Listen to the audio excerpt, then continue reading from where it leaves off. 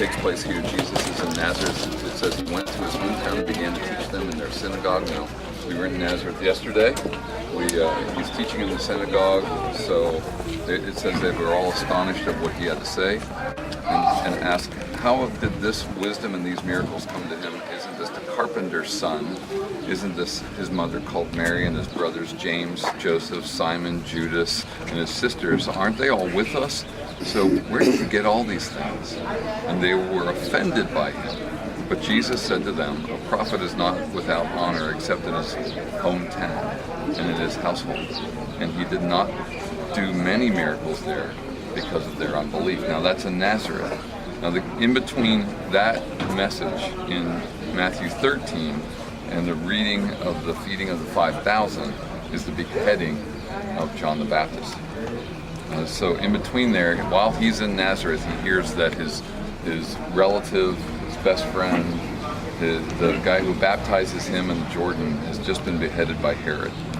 And so it says in verse 13 of chapter 14, then when Jesus heard about it, he withdrew from there by boat to a remote place to be alone. When the crowds heard this, they followed him on foot from the towns. As he stepped ashore, he saw a huge crowd, felt compassion on them, and healed their sick. When evening came, the disciples approached him and said, this place is a wilderness and it is already late. Send the crowds away so they can go into the villages and buy food for themselves. They don't need to go away, Jesus told them. You give them something to eat. We only have 5 loaves and 2 fish here, he said to them. Bring them here to me, he said. Then he commanded the crowds to sit down on the grass. He took the 5 loaves and the 2 fish, and looking up to heaven, he blessed them. He broke the loaves and gave them to the disciples, and the disciples gave them to the crowds. Everyone ate and was filled. So you see the procession of miraculous events here. He takes the loaves, breaks them, gives them to the disciples, and they give them to the crowds. Everyone ate. And they picked up 12 baskets full of leftover pieces. Now those who ate